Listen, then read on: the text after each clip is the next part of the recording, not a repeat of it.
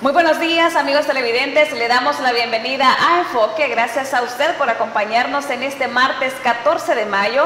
Quiero comentarles que en esta mañana estaremos abordando temas importantes de país, entre estos el caso de la entidad financiera COSAVI y por supuesto las reformas al artículo 248, y para ello me encuentro muy bien acompañada de un experto en el tema. Estoy hablando del abogado Eduardo Álvaro García, y a quien desde ya le damos la más cordial de las bienvenidas. Buenos días, es un gusto estar con usted esta mañana. Estamos a la orden siempre que nos inviten a este lugar. Iniciando de lleno con nuestra entrevista a través de diferentes medios, ya sea redes sociales o también medios informativos, nos hemos dado la tarea a conocer un poco acerca del caso de la entidad financiera COSAVI, que está acusado de robar fraudulentamente un monto de más de 35 millones de dólares. Recientemente, la Fiscalía General de la República presentó 15 personas capturadas de más de una treintena que está involucrada en este caso. Licenciado. Sí, yo tuve la oportunidad o la desgracia de trabajar con COSAVI en los años 2015-2016. No estuve mucho tiempo, estuve 6 meses, por lo mismo, por las irregularidades en las que yo miraba en COSAVI, y como yo siempre he sido una persona ética profesionalmente, ¿verdad? Nunca me he prestado a ese tipo de juegos. Yo soy notario, por cierto, ¿verdad? Pues en esa ocasión yo era jefe de cobros de esta entidad COSAVI, y a mí se me dio la oportunidad de decirme, el gerente en esa época era el licenciado Cruz, no me recuerdo el nombre, y me dijo: mire, licenciado, fíjese que nosotros queremos que haga un documento legal, notariado, en el cual es de fecha de 3 de febrero, un ejemplo, y yo entré a la institución como en junio, y yo le dije: mire, discúlpeme, pero yo no me voy a prestar a eso, porque yo vine a la institución el 1 de junio y quiere que firme un documento de febrero. Era algo ilógico. Era un poco ilógico, y el problema, y se lo dije, si alguien se da cuenta, yo puedo perder mi sello de notario, me pueden suspender, y después voy a tener problemas, no con ustedes, sino como abogado, ¿verdad? Porque voy a estar suspendido, y no me presté en esa ocasión en dar mi firma y mi sello. Y ahí comenzó un poco a deteriorarse la relación patrono-empleado, ¿verdad? Ya era un poco incómodo, no podía usted prestarse a este tipo de situaciones, y precisamente gracias a una denuncia ciudadana pues se dio a conocer el caso de que estas personas a partir de los meses de febrero y marzo ya no podían retirar, ya no podían tener disponibilidad del 100% de sus ahorros, sino que la entidad COSAVI les estaba nada más restringiendo un retiro de tan solo $600 3 veces a la semana. Es decir, estas personas no podían tener sus propios ahorros, no podían disponer en alguna necesidad, o muchas personas también que son empresarios. Sí, correcto. Como le repito, en ese momento, ahorita están las denuncias, y hasta ahorita han tomado en bien las autoridades tomar cartas en el asunto sobre estas irregularidades de esta cooperativa COSAVI. Pero cuando yo renuncié, yo como ciudadano que soy, y como abogado que soy, en fiel cumplimiento de la ley, yo fui a presentar las denuncias a INSAFOCOP. INSAFOCOP es la institución que regula todas las cooperativas, y manifesté ciertas irregularidades en ese momento que yo me di cuenta. En ese momento no me tomaron en cuenta, incluso hubo una resolución. Solo quedó archivado el caso. Quedó archivado, incluso hubo una resolución de INSAFOCOP diciendo que lo que se hacía el presidente Manuel Cotto en esa época, entre el 2015 y 2016, no me recuerdo exactamente qué fecha estuve trabajando, no era correcto, pero era legal. Por ejemplo, cosas que sucedían cuando yo trabajaba con él.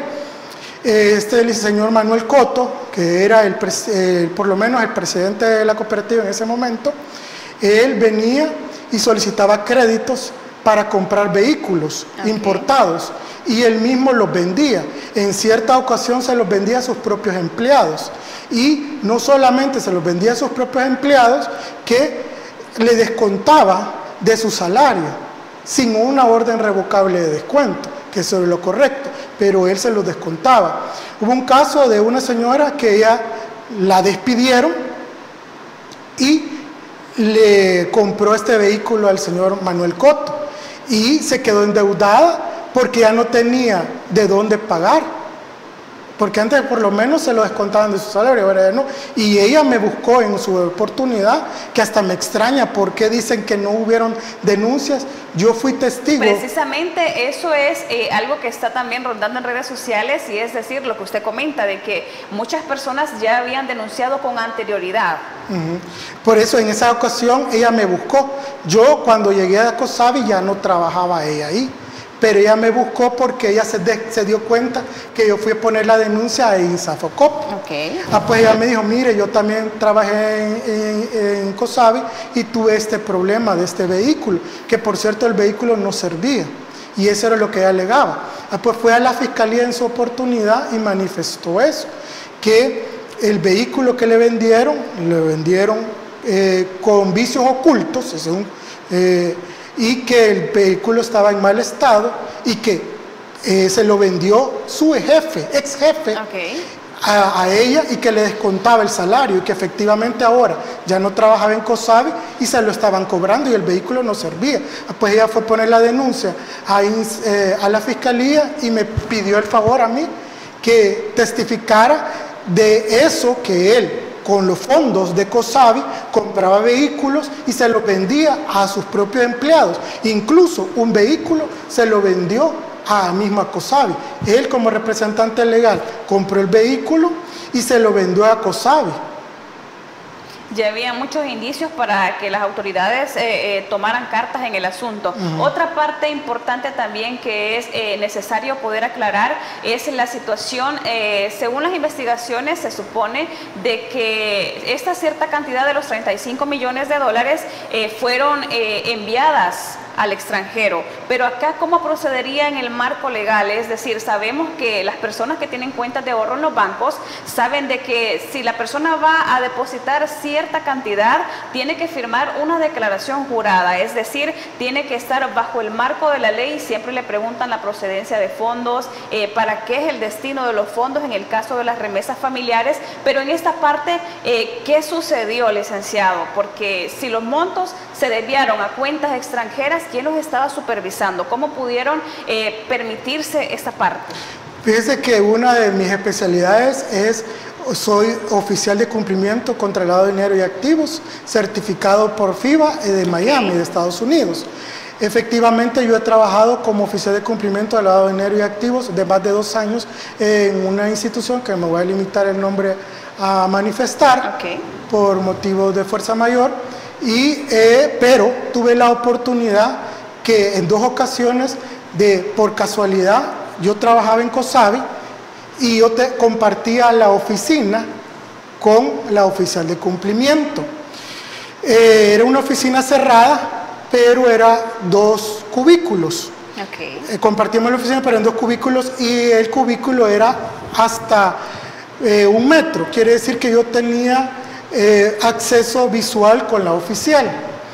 En ese momento ella le acababan de traer su certificado de FIBA de Miami, porque usted sabe que para ser oficial de cumplimiento contra la dinero acreditado y de una institución internacional, especialmente como nosotros nos guiamos mucho con los Estados Unidos, tenemos mucha relación con Estados Unidos, tienen que ser instituciones reguladas por los Estados Unidos. Una de ellas es FIBA. Pues ella le mandaron su certificado y era la oficial de cumplimiento. En ese momento ya sufría de muchas irregularidades la oficial, que ella vio en bien. Después de que yo renuncié, ella como a los 2-3 meses también renunció por quiso formar parte de esas irregularidades. ¿Por qué? Porque en ciertos casos el oficial está amarrado. Yo trabajé en un banco, que me voy a limitar también el nombre de decir, y yo conocí personalmente también el caso, y es parecido a lo de COSAVI, por eso lo estoy meditando. El oficial tiró todas las alertas, mire, esta persona viene a depositar, no sé si eran 20,000 o 50,000 dólares en una cuenta a plazo. Fue en la época del Mundial, que hasta les regalaban una pantalla 50 pulgadas ese banco. Viene, él tiró todas las alertas y el presidente del banco le dijo, déjelo ingresar los fondos a plazo. Ya no podía hacer nada en esa parte. Él, como oficial, su trabajo fue tirar las alertas, pero por una orden directa del presidente del banco, solicitó que abrieran las aperturas. Esta persona, qué casualidad, que fue el exfiscal Martínez, el que hizo esos fondos. Y hoy ya sabemos que Martínez, el exfiscal, está siendo procesado por lavado de dinero. Eso es lo mismo que le pasó a la oficial de Ecosabe. Ella reporta todas las alertas, pero en ese caso el señor Manuel Coto autoriza la apertura de una cuenta bancaria a plazo. Muy bien, es importante aclarar esta situación, ya que estamos mencionando a un oficial de cumplimiento, ya que esta persona va a las instituciones, solicita las pruebas necesarias en un caso de una entidad financiera, investiga todo el currículum desde un inicio del cliente, si no me equivoco, usted no me deja mentir. Entonces, al tener ya todas estas pruebas, él revisa la sección de probidad, de dónde provienen los fondos, qué es lo que esta persona hace para generar este tipo de ingresos, y entonces es ahí donde usted se pregunta también, siempre relacionándolo con el caso de las remesas familiares, que un cajero en un banco siempre le pregunta a qué se dedica su familiar, por qué le está mandando esto, para qué lo necesita. Entonces esa es la función de un oficial de cumplimiento, en palabras sencillas. Entonces en este caso me imagino que dentro de las personas involucradas hay personas de que ya sabían prácticamente que estaban incurriendo en una irregularidad, pero no podían denunciarlo. ¿Podría ser también el caso de un oficial de cumplimiento de Ecosabe?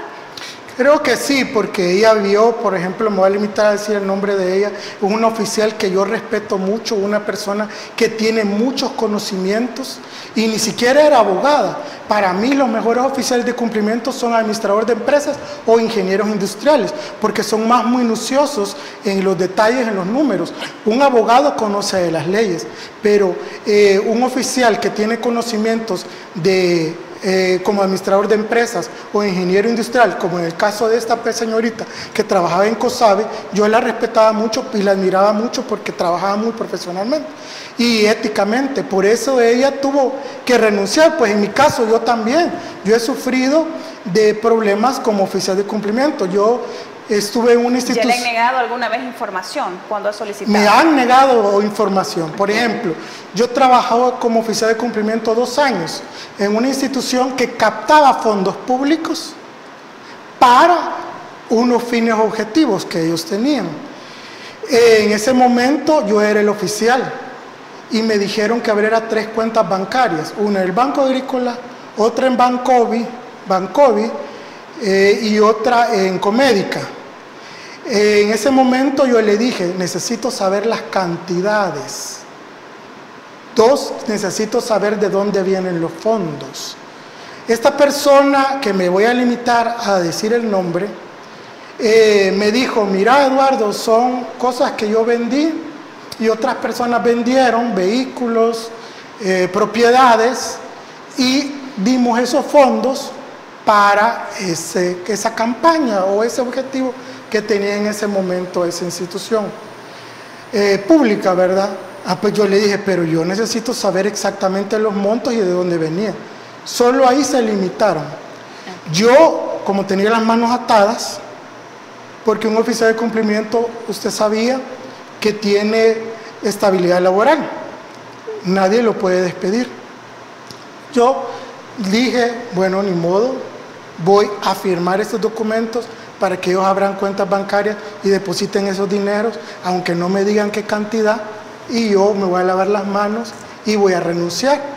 Tan chistoso fue la situación que no aceptaron mi renuncia, porque como es un cargo irrenunciable y no tampoco puedo ser despedido porque es como estar en un sindicato laboral, tuve que ir al Ministerio de Trabajo. El Ministerio de Trabajo todavía me dijo, mire, pero eso es ilógico, ¿cómo puede renunciar usted? Me dijo, sí, le dije, yo no quiero trabajar ya porque yo no me siento cómodo ya en esta institución. Tuve que presentar la renuncia laboral para poder renunciar, e incluso el Ministerio de Trabajo tenía la duda si era legalmente que yo podía renunciar. Muy bien. ¿Le parece si seguimos abordando este interesante tema después de una pausa comercial? Y es mucho más importante también tener a una persona que ha tenido este trayecto y este conocimiento en este rubro. A nuestros amigos televidentes le pedimos que no nos cambien, no sin antes recordarle que si necesita recibir medicamentos hasta la puerta de su casa, nada más debe llamar o escribir al número de teléfono 2609-9000 y Farmacias La Buena le lleva las medicinas hasta la puerta de su casa. Ya retornamos con más de Enfoque.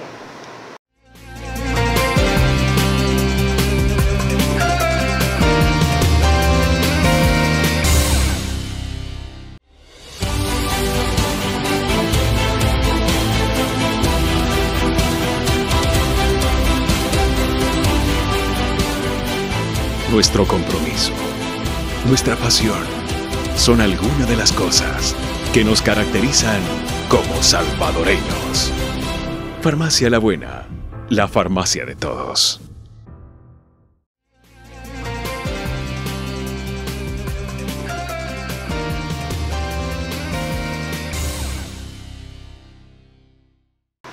Ya estamos de regreso, muchísimas gracias a usted como siempre por acompañarnos y por supuesto buen provecho si a esta hora disfruta sus bendecidos desayunos con nosotros. Estamos hablando esta mañana el tema de la entidad financiera COSAVI acusada de desfalcar 35 millones de dólares y a lo que las autoridades han reportado nada más 15 personas capturadas de más de una treintena de involucrados. Y ahora queremos acá conversar con nuestro invitado, estoy hablando del abogado Eduardo Álvaro García y quisiera comentarle que nos explique los diversos delitos por los que está inculpada esta entidad. Estamos hablando de lavado de dinero, defraudación de la economía, como ya dijimos, por 35 millones de dólares, encubrimiento y agrupaciones ilícitas.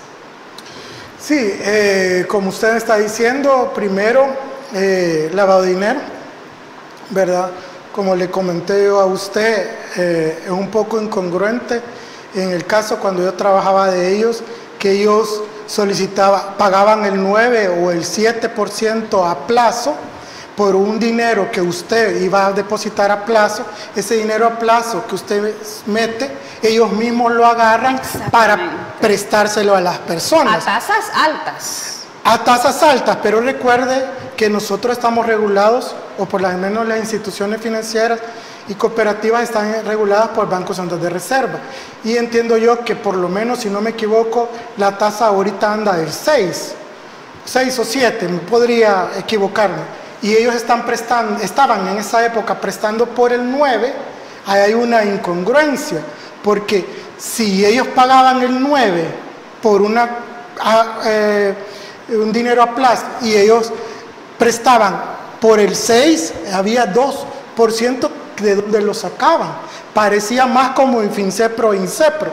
Ahí podemos ver que puede haber sido desde el principio lavado de dinero. Ahora, con respecto a agrupaciones ilícitas y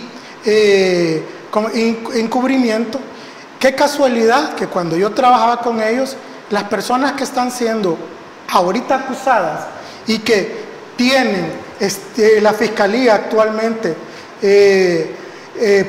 siendo procesadas, muchas de ellas eran, por ejemplo, entiendo yo que ahí había un tío del señor Manuel Coto, que en su época era el jefe de seguridad de COSAVI.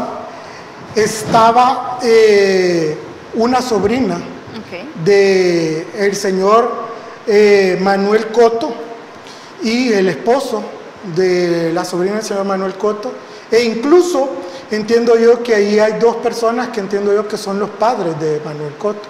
Ellos mismos están encubriendo a dónde está su hijo, ¿verdad? En realidad era una empresa familiar, ¿verdad? Incluso yo le voy a decir, como se tiene que nombrar representantes legales, junta general, de accionistas y la junta que manejaba la cooperativa, yo tuve la oportunidad de estar ahí. A mí me obligaron a hacer cooperativista de la cooperativa y me descontaban de mi salario la aportación mensual. De los socios, la aportación como de los socios. Pero para mí, una cosa es ser empleado y otra ser cooperativista. Pero ahí mismo le ponía en la carta, si usted quiere trabajar acá, le vamos a descontar la cooperativa, si no, mejor no. Ahí mismo, en el mismo momento en que uno trabaja ahí, le obligaban a pagar la membresía como cooperativista mensual. Pues tuve la oportunidad de estar en una junta general para votar por la junta directiva. Y a nuestras órdenes como empleados era volver a votar por el licenciado Manuel Cotto. Y como el tío era el jefe de seguridad, él se ponía detrás de todos los votantes para ir chequeando si efectivamente votábamos por el licenciado Manuel Cotto. Pero en este caso, licenciado, podríamos mencionar también que estas personas que han sido capturadas puede ser bajo el delito de encubrimiento, pero como con presión social, es decir, que estaban amenazados. Algunos de estos empleados que trabajaron para poder realizar todas estas operaciones bancarias, puede ser de que estaban bajo presión de la misma empresa. Sí, podría estar bajo presión. Yo me voy a limitar a decir nombres, pero yo, bueno, el delito de amenazas, para comenzar como abogado, es que yo venga y le diga a usted que voy a dañar la física a usted, o dañar a su familia, o dañar, ¿cómo se llama?, algún bien material suyo. Eso es el delito de amenaza. Si usted hace o deja de hacer algo que yo le digo. El empleado puede fácilmente ir a presentar su denuncia. Cabal, pero lo que le digo, en la fiscalía en ese momento yo fui a objeto de amenazas, pero la fiscalía en ese momento me dijo que no, porque la persona, que creo que fue este abogado Sergio Méndez, me dijo: mire, licenciado, quite la demanda que ha puesto contra COSAVI, me dijo, por su bien y el de su familia. Ya le había llegado información a esta persona. Pues me habló y me dijo: mire, por su bien y el de su familia, me dijo, retire la demanda y lleguemos a un arreglo. Y en ese momento no llegué a ningún arreglo con él, pero yo lo presenté en la fiscalía y me dijo: mire, me dijo, eso no es constitutivo de delito. Y es verdad, como abogado no es constitutivo de delito, porque yo le puedo decir a usted: mire, haga tal cosa por su bien, pero no es amenaza, porque le puedo: mire, yo le digo a usted que tome agua por su bien, para que tenga mejor salud, o mire, yo le digo tal cosa. En realidad no es una tipicidad de delito de amenazas, pero en el contexto a donde se dice, puede a interpretarse como amenazas, pero en ese momento la fiscalía desestimó la denuncia que yo puse por esta persona, Sergio Méndez, que por cierto no está en el país, que es abogado, con respecto a la denuncia que yo había puesto. Muy bien. Con base a su experiencia y siempre basándonos en el marco legal, ¿cuál sería la manera de proceder contra este delito de que se ha desfalcado más de 35 millones de dólares, teniendo en cuenta de que lo que mencionan en redes sociales, usted sabe que en redes sociales se dan especulaciones y opiniones diversas, que acá se han capturado nada más a los peces pequeños, es decir, los verdaderos que tienen esas cuentas llenas de dinero, pues no están ni siquiera en el país? Sí, eso le iba a decir. En realidad los que tienen ahorita custodiados en la fiscalía son familiares del presidente Manuel Cotto, y como le digo yo y le repito, el licenciado Manuel Cotto desde el 2016, cuando yo trabajé con ellos, era el presidente, y hasta la fecha entiendo yo que es el CEO, ¿verdad? Presidente irreemplazable. Ajá, entiendo yo. Pues en realidad ahorita los verdaderos, y Sergio Méndez, que fue el que a mí me amenazó, no en el sentido que cayera en un delito, pero solo con que me dijera: mire, por tu bien desistí de la acción contra nosotros. Para mí, yo lo tomé como una amenaza. Sí. La Fiscalía en ese momento, en el 2016, no lo tomó como amenaza. Él no está tampoco del país. Y estamos hablando que llegó un oficial de cumplimiento, en este caso usted, a interponer la demanda y aún así no fue escuchado, mucho menos un empleado que tal vez tiene como un rango de cajero, por así comentarlo. Sí, correcto, porque el oficial de cumplimiento tiene un rango casi de gerencia. Exacto. O de alta gerencia. Exacto. Es importante también poder aprovechar su experiencia, licenciado, ya que mencionábamos el caso de las tasas nominales. Muchas personas que están pendientes de estar solicitando créditos saben de que al momento de hacer su petición es un proceso largo, pero vamos a hablar directamente de la firma del contrato, ya sea para ahorros o préstamo. En este caso de préstamos, le prestan bajo una tasa nominal, es decir, firma la persona que va a estar pagando intereses al 6%, pero ya se han dado casos de investigaciones a diversas entidades financieras de que los contratos dicen una tasa nominal, pero el sistema le agrega otro tipo de intereses, es decir, la persona ya no está pagando el 6% de interés nominal que está estipulado en su contrato, sino que está pagando más. ¿Cómo puede hacer esta persona para percibir este tipo de casos y poder denunciarlos? Fíjese que con respecto a eso, yo también he tenido experiencia en la Defensoría del Consumidor. Yo estuve como árbitro de la Defensoría del Consumidor y ustedes saben que ¿cómo se llama? En la Defensoría del Consumidor hay una unidad de finanzas que ve tarjetas de crédito y ve créditos. En el caso de créditos, ellos, el Banco Central de Reserva, como les repito, regula las tasas de los créditos. No estoy seguro si ahorita está en el 5 o el 6. Hay que revisar, que es la misma, también la ley de usura, que regula ese artículo. Perdón que lo interrumpa, ya que el tiempo siempre se nos va rapidísimo. ¿Le parece si nos da la explicación después de la pausa comercial? A nuestros amigos televidentes le pedimos, como siempre, que no nos cambie y que si necesita recibir medicamentos hasta la puerta de su casa, usted nada más debe llamar o escribir al número de teléfono 2609-9000 y Farmacias La Buena le lleva las medicinas, por supuesto, hasta su hogar. No nos cambie.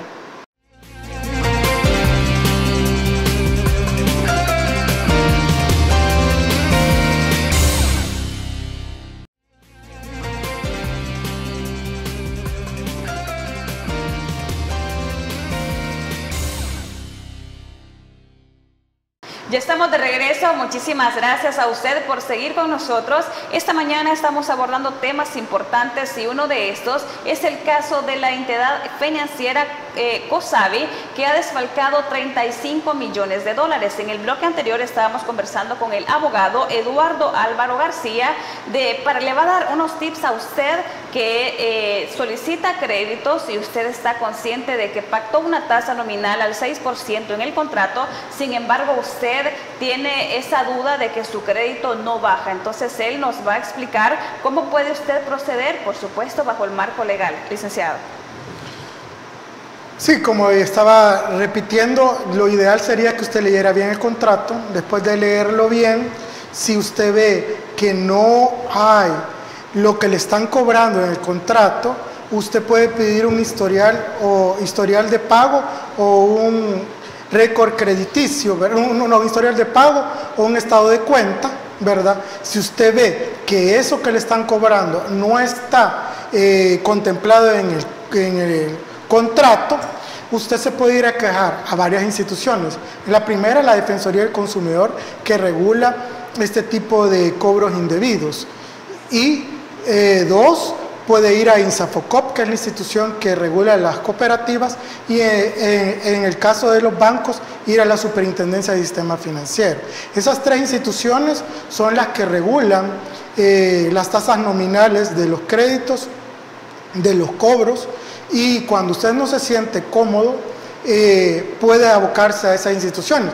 Pero lo primero es de leer bien el contrato, pedir un estado de cuenta o un historial de pago, y con respecto a eso ya verificar si efectivamente esos cobros no están contemplados en el contrato y abocarse a estas instituciones, como le digo, Defensoría del Consumidor, Superintendencia del Sistema Financiero en el caso de los bancos y INSAFOCOP en el caso de las cooperativas. Muy bien, bueno, amigo televidente, ahí tenía usted la opinión de un experto en el tema, así que si usted tiene alguna duda en el caso de usted solicitar un préstamo o también asimismo en el manejo de sus ahorros, pues ahí tenía las instituciones a las cuales usted se puede abocar. Y en otro tema que mencionamos al inicio de nuestra entrevista y que lo queremos abordar también aprovechando la presencia de nuestro experto, queremos conocer acerca de su opinión sobre las reformas al artículo 248. Para comenzar, ahorita el artículo 248 no está en vigencia. Eso es lo que tenemos que estar toda la ciudadanía tranquilos. ¿Por qué? Porque ustedes saben que para reformar el artículo 248 o cualquier artículo de la Constitución se necesita de 2 constituyentes. Sí. Ya se hizo la constituyente anterior de proponer la reforma. Presentada en dispensa de trámite. En dispensa de trámite, correcto. Pero no ha sido ratificada por la que acaba de entrar el 1 de mayo. Tiene que ser ratificada por la que acaba de entrar el 1 de mayo para poder entrar en vigencia. Y aún así, aunque no esté ratificada, no es ley de la República hasta que no sea publicado en el diario oficial. Después de publicado en el diario oficial, ya podemos tomar cualquier tipo de acción como ciudadano o como abogado o como cualquiera, ¿verdad? Pero hoy por hoy, gracias a Dios, no se ha visto todavía que la Asamblea Legislativa, que entró el 1 de mayo, haya ratificado la propuesta de la Asamblea Legislativa anterior que salió el 30 de abril, ¿verdad? Gracias a Dios todavía no ha sido ratificada. Esperemos que no la ratifiquen muy pronto, porque generalmente lo hacen después de su periodo. Porque yo recuerdo que cuando yo estudiaba en la universidad, por eso lo hizo a su final de su periodo la asamblea anterior, la Constitución es tan sagrada que en el momento en que uno toca un artículo de la Constitución, según el legislador de la época de la Constitución de 1983 y los doctrinarios del derecho, uno se despoja de su investidura de diputado para poder presentar una reforma. Por eso, si usted ve, todas las reformas anteriores han sido salientes cuando la Asamblea Legislativa sale. Espero que esta tome la doctrina legislativa, la doctrina de derecho, la doctrina jurisprudencial y siga con el mismo doctrina y lo haga cuando salga dentro de 3 años. Así veo yo que sería lo correcto. Ahora, según el artículo, no se tocan los artículos pétreos. Solo se tocan, bueno, los pétreos ya hay que saber que son la organización del Estado, eso no se toca, ni tampoco la reducción del Estado. Pero sí se tocan otros tipos de artículos, como por ejemplo podría tocarse el orden económico, se podría tocar otros artículos que podrían cambiar la forma de trabajo en nuestro país, la forma de ver el bien de familia, la propiedad privada. Esos artículos sí podría, según cómo se ha puesto el anteproyecto de reforma del artículo 248, trastocarse o modificarse. Licenciado, queremos saber también, en el caso de ser ratificada esta reforma al artículo, ¿cuáles serían los beneficios para la población salvadoreña y por supuesto conocer las repercusiones? Los beneficios es que vamos a tener respuesta instantánea. Respuesta instantánea a los problemas cotidianos. Por ejemplo, ciertos artículos que podrían modificarse para el bien común, pero así como podría también perjudicar, porque por ejemplo estábamos hablando de orden económico y la propiedad privada.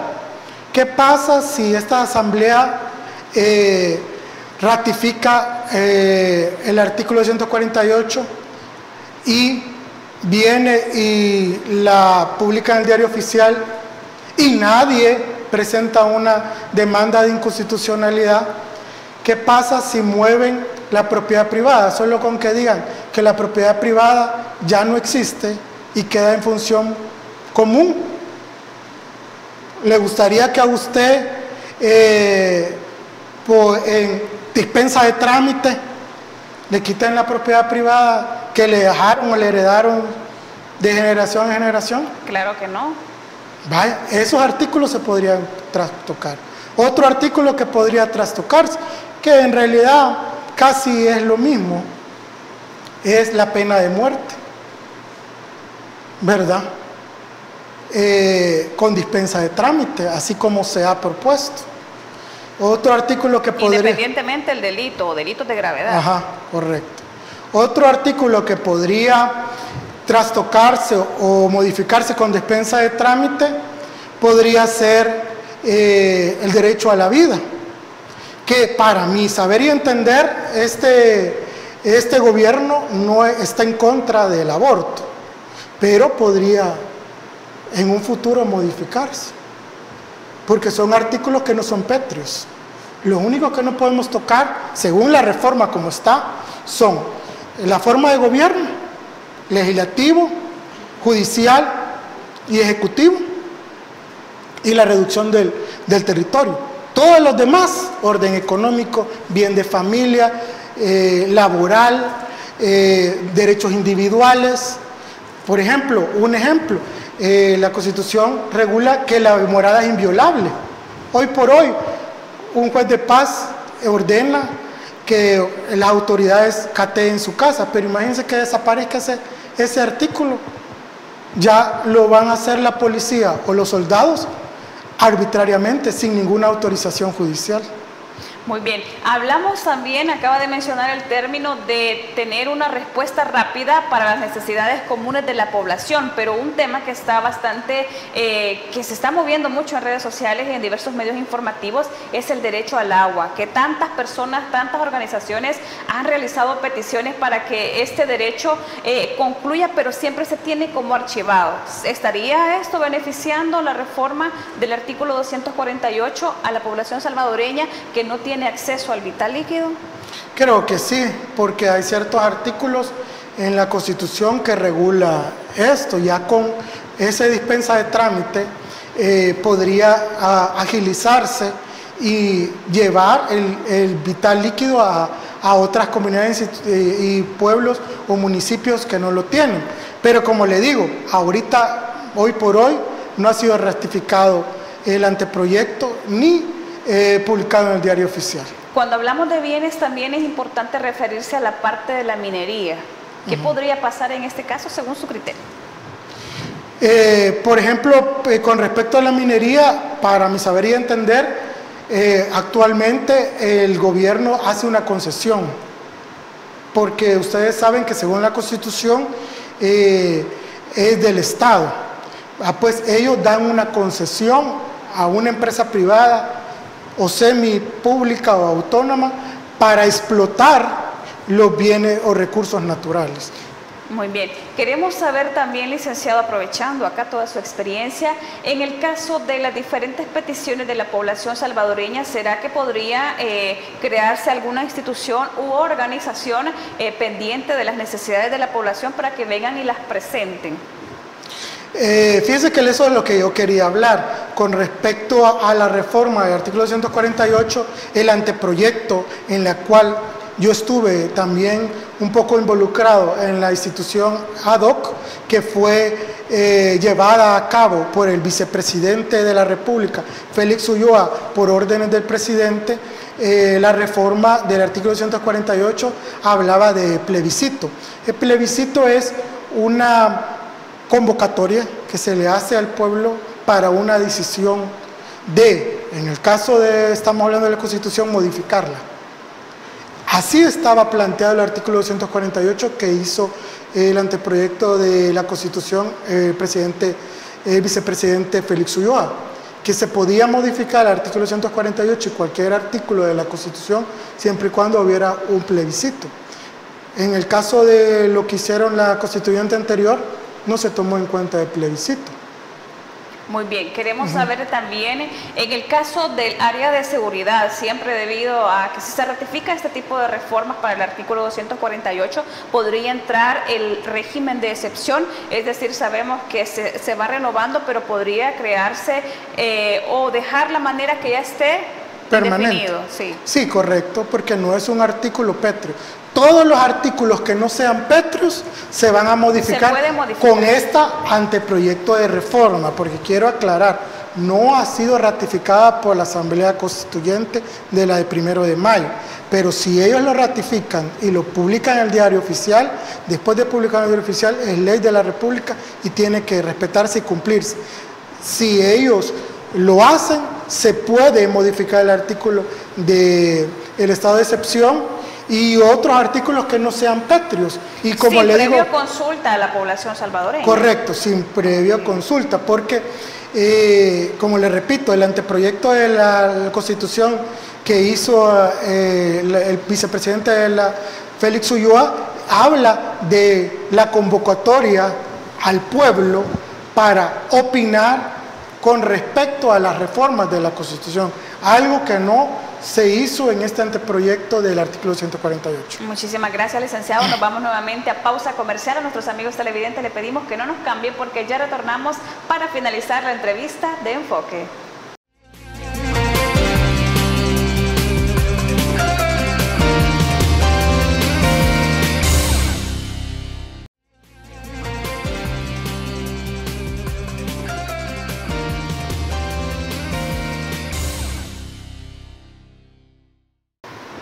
Ya estamos de regreso. Muchísimas gracias a usted por habernos acompañado hasta el final de esta entrevista. Quiero comentarles que esta mañana estuvimos abordando temas muy importantes referente al sector financiero y por supuesto temas importantes de país. Y por ello el invitado de este día quiere compartir con usted un importante consejo para que lo tome en cuenta. Licenciado.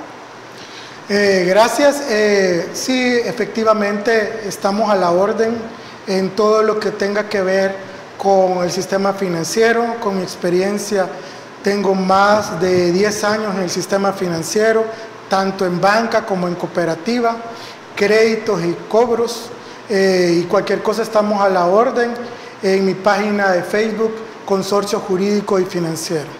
Muy bien, ahí tenía usted las redes sociales. Consorcio Jurídico y Financiero. ¿Y el número de teléfono si lo puede 7799-6030. Estamos para servirles para cualquier consulta, duda o emergencia que tengan con respecto al sistema financiero o dudas con contratos de créditos o de cobros. Importantísimo. Ahí tenía usted entonces las redes sociales y el número de teléfono de nuestro invitado, el abogado y notario, por supuesto, Eduardo Álvaro García, que está poniéndose a disposición de usted para cualquier trámite que necesite o si usted tiene duda, sobre todo en estos momentos que estamos atravesando donde las personas están con cierta crisis financiera debido a préstamos, debido a depósitos también, así que acá con él usted puede, por supuesto, consultar. Licenciado, muchísimas gracias por habernos acompañado esta mañana, por haber brindado su postura en torno a diferentes temas. Muchas personas tomaron ya carta, tomaron nota de todos aquellos tips y todas aquellas dudas que usted nos despejó. Lo esperamos muy pronto. El gusto es mío estar con ustedes y cualquier cosa siempre soy presto para venir a aclarar ciertas dudas que tenga la población. Excelente, aquí lo vamos a tener muy seguido. Muchísimas gracias también a usted, amigo televidente. Nos vemos en una próxima emisión.